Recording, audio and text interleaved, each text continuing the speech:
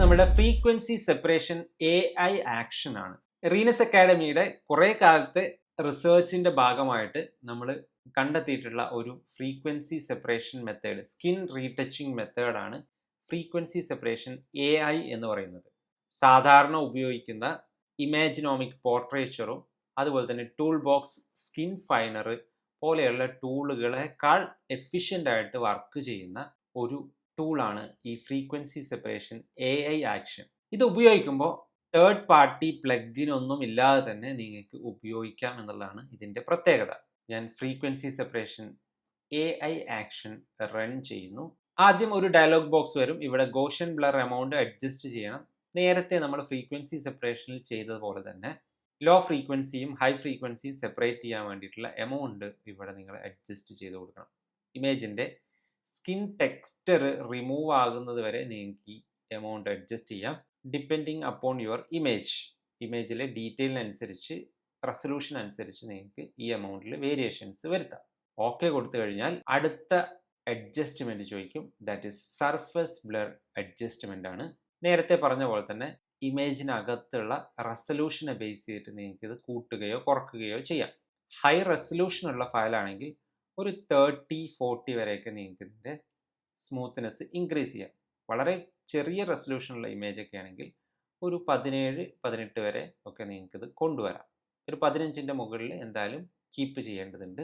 സാധാരണഗതിയിലുള്ള ഇമേജിന് ഒരു 27-30 ആ റേഞ്ച് തന്നെ ഐഡിയൽ റേഞ്ച് ആയിട്ട് നമുക്ക് കൺസിഡർ ചെയ്യാം. ഇവിടെ റേഡിയസ് എമൗണ്ടിന് സമാനമായിട്ടുള്ള ഒരു എമൗണ്ടാണ് ത്രെഷോൾഡിനും കൊടുക്കേണ്ടത്.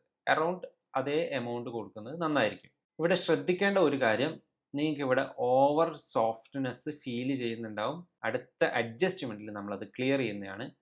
ഇവിടെ കുറച്ച് കഴിഞ്ഞ് കഴിഞ്ഞാൽ സ്റ്റെയിൻസ് ക്രിയേറ്റ് ചെയ്യാൻ ചാൻസസ് കൂടുതലാണ്. ഇപ്പോൾ ഞാൻ ഈ എമൗണ്ട് കുറയ്ക്കുമ്പോഴേക്കും ഇവിടെ കുറേ ഡോട്ടുകൾ വരുന്നത് നിങ്ങൾക്ക് കാണാനായിട്ട് സാധിക്കും. അതുപോലെ തന്നെ നമ്മൾ ത്രെഷോൾഡ് കുറയ്ക്കുമ്പോൾ ബൗണ്ടറീസ് ക്രിയേറ്റ് ചെയ്യാനും ചാൻസസ് ഉണ്ട്. കളർ ബാൻഡ് പോലെയുള്ള പ്രശ്നങ്ങൾ വരാൻ ചാൻസസ് ഉണ്ട്. അതുകൊണ്ടാണ് ഇതിൻ്റെ രണ്ടിൻ്റെയും എമൗണ്ട് ഈക്വൽ ആക്കണം എന്ന് പറഞ്ഞിട്ടുള്ളത്. സോ ഞാനൊരു 30 ആൻഡ് എഗെയിൻ അറൗണ്ട് 30 ഓക്കെ കൊടുക്കുന്നു. ഇവിടെ നിങ്ങൾക്ക് നിങ്ങളുടെ ഇമേജിനകത്തുള്ള സ്മൂത്ത്നെസ് എത്രത്തോളം വേണം എന്നുള്ളത് നിങ്ങൾക്ക് ഡിസൈഡ് ചെയ്യാനായിട്ട് സാധിക്കും. നല്ല സ്മൂത്ത്നെസ് വേണമെങ്കിൽ ഈ ഒപ്പാസിറ്റി എമൗണ്ട് കൂടുതലായിട്ട് വെക്കാം. വളരെ സെറ്റിലായിട്ടുള്ള അഡ്ജസ്റ്റ്മെൻ്റ് ആണ് വേണ്ടെങ്കിൽ ഒപ്പാസിറ്റി എമൗണ്ട് കുറച്ച് വയ്ക്കാം. ഒരു ഇൻ്റർമീഡിയറ്റ് ആണ് വേണ്ടെങ്കിൽ ഈ ഒരു റേഞ്ചിൽ കൊണ്ടുവരാം. ഐഡിയലി ഒരു 60 ആയിരിക്കും ബെസ്റ്റ് സ്മൂത്ത്നെസ് എന്ന് പറയുന്നത്, ബിഫോർ ആൻഡ് ആഫ്റ്റർ. ഇപ്പോൾ ഇവിടെ സ്കിന്നിൽ മാത്രമല്ല മറ്റൊരുപാട് ഏരിയകളിലും ഇമേജിൽ മൊത്തത്തിൽ ഈ സ്മൂത്ത്നെസ് അപ്ലൈ ആയിട്ടുണ്ട്. നോ വറീസ്, അത് നമ്മൾ അടുത്ത സെറ്റിൽ ക്ലിയർ ചെയ്യുന്നതായിരിക്കും. ഓക്കെ കൊടുക്കുക. ഇവിടെ കളർ റേഞ്ച് സെലക്ട് ചെയ്യാനുള്ള ഓപ്ഷൻ വരുന്നുണ്ട്. അതായത് ഇവിടെ നിന്നാണ് നമ്മൾ സ്കിന്ന് സെലക്ട് ചെയ്യേണ്ടത്. ഓൾറെഡി AI വെച്ച് ഇവിടെ സ്കിന്ന് സെലക്ട് ചെയ്തിട്ടുണ്ട്. ഇതിൽ ഈ വൈറ്റ് കാണുന്ന ഏരിയ ആണ് സ്കിന്നായിട്ട് സെലക്ട് ചെയ്തിട്ടുള്ളത്. ഇപ്പോൾ ഇമേജിൽ ഇതേ കളർ റീജിയൻ വരുന്ന ഏരിയകളിലും സെലക്ഷൻ പോയിട്ടുണ്ടാവും, പ്രത്യേകിച്ച് ബാക്ക്ഗ്രൗണ്ടിലൊക്കെ. നോ വറീസ്, അതെല്ലാം നമ്മൾ കറക്റ്റ് ചെയ്തിട്ടുണ്ട്. സ്കിന്നിൽ മാത്രമേ ഇത് അപ്ലൈ ആവുള്ളൂ. ബട്ട് സ്കിൻ ടോണ് നമ്മൾ സബ്ജക്റ്റിൽ ഉണ്ടെങ്കിൽ അതുകൂടെ സെലക്ഷനിലേക്ക് വരും. അപ്പോൾ അത് നെക്സ്റ്റ് സ്റ്റെപ്പിൽ നിങ്ങൾക്ക് ക്ലിയർ ചെയ്യാവുന്നതാണ്. ഇതിൻ്റെ വോളിയം നിങ്ങൾക്ക് ആവശ്യാനുസരണം അഡ്ജസ്റ്റ് ചെയ്യാം. ഇവിടെ സെലക്ഷൻ പ്രിവ്യൂ നണ്ണാണ് ഇതിൽ ഡീഫോൾട്ടായിട്ട് കൊടുത്തിട്ടുള്ളത്. ഇവിടെ വന്ന് നിങ്ങൾക്ക് ഗ്രേ സ്കെയിൽ ആക്കി കൊടുത്തു കഴിഞ്ഞാൽ ഇമേജിൽ തന്നെ അതിൻ്റെ പ്രിവ്യൂ കാണാനായിട്ട് സാധിക്കും. അതുപയോഗിച്ച് നിങ്ങൾക്ക് ഫസ്സിനെസ് അഡ്ജസ്റ്റ് ചെയ്ത് നിങ്ങൾക്ക് ഇതിൻ്റെ എമൗണ്ട് ക്ലിയർ ചെയ്യാം. എത്രത്തോളം വേണം എന്നുള്ളത് ഇവിടെ അഡ്ജസ്റ്റ് ചെയ്യാം. ചില ഇമേജസിനകത്ത് സ്കിൻ ടോൺ കറക്റ്റ് അല്ലെങ്കിൽ ഈ ഒരു ഭാഗം സെലക്ഷൻ കുറച്ച് മോശമായിട്ടായിരിക്കും സെലക്ട് ചെയ്തിട്ടുണ്ടാവുക. അങ്ങനെ വരികയാണെങ്കിൽ ആദ്യഘട്ടത്തിൽ നിങ്ങൾ ഡിറ്റക്റ്റ് ഫേസ് എന്ന് പറയുന്ന സാധനം അൺചെക്ക് ചെയ്ത് നോക്കുക. അപ്പോൾ ഈ ഇമേജിനകത്ത് ഡിറ്റക്റ്റ് ഫേസ് അൺചെക്ക് ചെയ്തപ്പോഴാണ് കളർ എല്ലാ ഭാഗത്തും ക്ലിയർ ആയിട്ടുള്ളത്. ഇനി ഫസ്സിനെസ് അഡ്ജസ്റ്റ് ചെയ്യാം. ഇനി സെലക്ഷൻ ഇതുപോലെ വന്നിട്ടില്ല എങ്കിൽ, സ്കിൻ ടോണിന് ഉപയോഗിച്ച് വന്നിട്ടില്ല എങ്കിൽ ഇതിൽ ക്ലിക്ക് ചെയ്ത് കഴിഞ്ഞാൽ സാമ്പിൾഡ് കളേഴ്സ് കിട്ടും. അതിൽ ക്ലിക്ക് ചെയ്യുക. അതിനുശേഷം ഐ ഡ്രോപ്പർ ടൂൾ വെച്ച് നിങ്ങളെ ഇമേജിൽ തന്നെ ക്ലിക്ക് ചെയ്ത് ഇതിലെ പ്ലസ്സിൽ ക്ലിക്ക് ചെയ്ത് വീണ്ടും കളേഴ്സ് ആഡ് ചെയ്ത് നിങ്ങൾക്ക് എൻറ്റയർ കളറിനെ ആഡ് ചെയ്ത് എടുക്കാവുന്നതാണ്.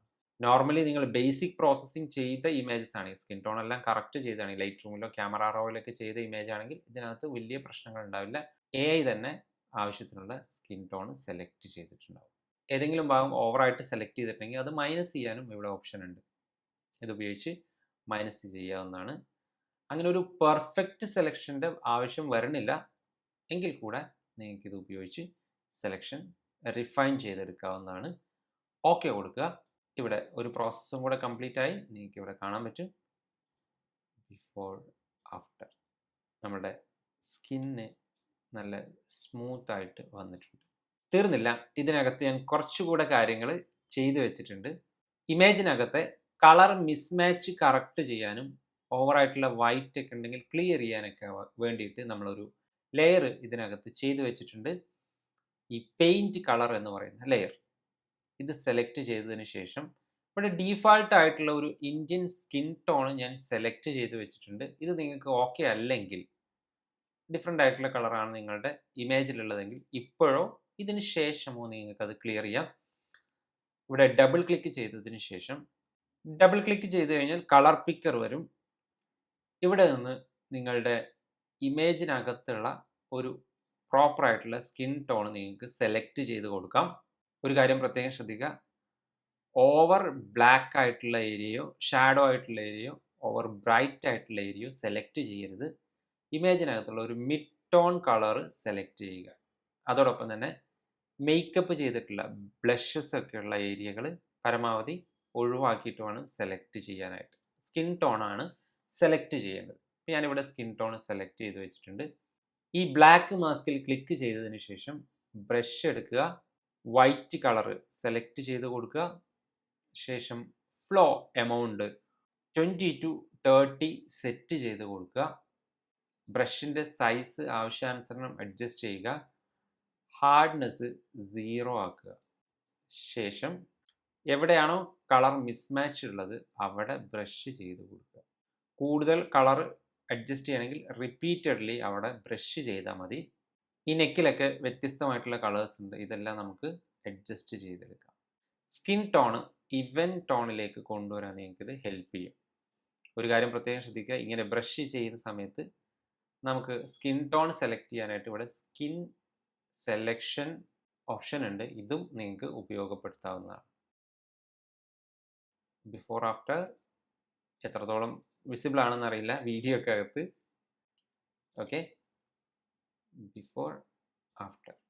അടുത്തതായിട്ട് ഇതിനകത്ത് തന്നെയുള്ള എക്സ്ട്രാ ടെക്സ്ചർ എന്ന് പറയുന്ന ഒരു ലെയർ ഉണ്ട്. നിങ്ങൾക്ക് അഡീഷണലി ടെക്സ്ചർ ക്രിയേറ്റ് ചെയ്യണമെങ്കിൽ അല്ലെങ്കിൽ ഡീറ്റെയിൽ ക്രിയേറ്റ് ചെയ്യണമെങ്കിൽ നിങ്ങൾക്ക് ഇത് ഉപയോഗിക്കാം. ഈ എക്സ്ട്രാ ടെക്സ്ചർ സെലക്ട് ചെയ്തതിന് ശേഷം എവിടെയാണോ ഡീറ്റെയിലിംഗ് കൂടുതൽ വേണ്ടത് അവിടെയും ഇതുപോലെ ബ്രഷ് ചെയ്ത് കൊടുക്കാം. ശ്രദ്ധിക്കുക, ഇവിടെയും ഞാൻ ഫ്ലോ എമൗണ്ട് കുറച്ചാണ് വെച്ചിട്ടുള്ളത്. നിങ്ങൾക്ക് കൂടുതൽ ഫ്ലോ വേണമെങ്കിൽ, കൂടുതൽ ഡീറ്റെയിലിംഗ് വേണമെങ്കിൽ അവിടെ ഒന്നിൽ കൂടുതൽ തവണ ബ്രഷ് ചെയ്താൽ മതി. നിങ്ങൾക്ക് അവിടെ കൂടുതൽ ഡീറ്റെയിൽ ക്രിയേറ്റ് ചെയ്യാനായിട്ട് സാധിക്കും. നിങ്ങൾക്ക് ഓർണമെൻറ്റ്സിൻ്റെയോ അല്ലെങ്കിൽ ഡ്രസ്സിൻ്റെയോ ഒക്കെ അഡീഷണൽ ഡീറ്റെയിൽ ക്രിയേറ്റ് ചെയ്യാൻ ഈ എക്സ്ട്രാ ടെക്സ്ചർ എന്ന് പറയുന്ന ലെയർ ഉപയോഗപ്പെടുത്താം.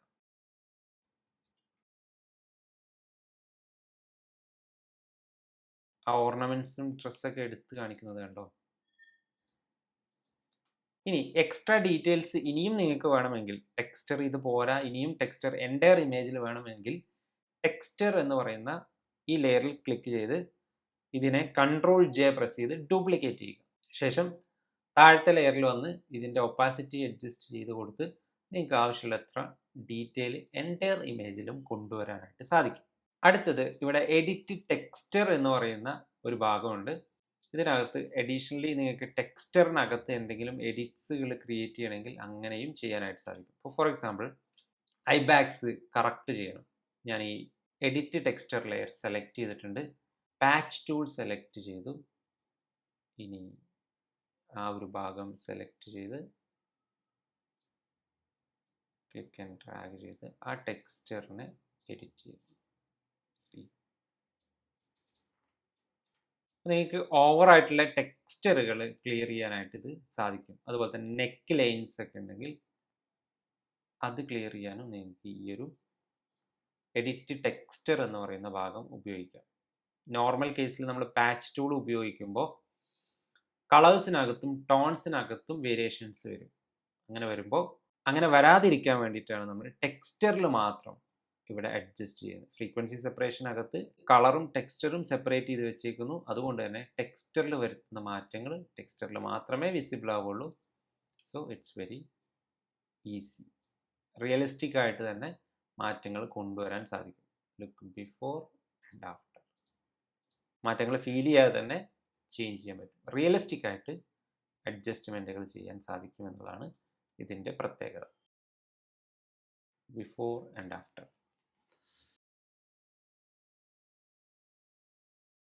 മറ്റു രീതിയിൽ നമ്മളിത് ക്ലിയർ ചെയ്യുന്ന സമയത്ത് നമുക്ക് ഡാറ്റ ലോസ് വരും. അത് ഒഴിവാക്കാൻ ഇത് ഉപയോഗിക്കാം. പാച്ച് ടൂളോ ക്ലോൺ സ്റ്റാമ്പ് ടൂളോ നിങ്ങൾക്ക് ഇതിനു വേണ്ടി ഉപയോഗിക്കാം. ഇവിടെ ക്ലോൺ സ്റ്റാമ്പ് ടൂൾ ഉപയോഗിക്കുന്ന സമയത്ത് കറണ്ട് ലെയർ എന്നുള്ളത് സെലക്ട് ചെയ്യാൻ മറക്കരുത്.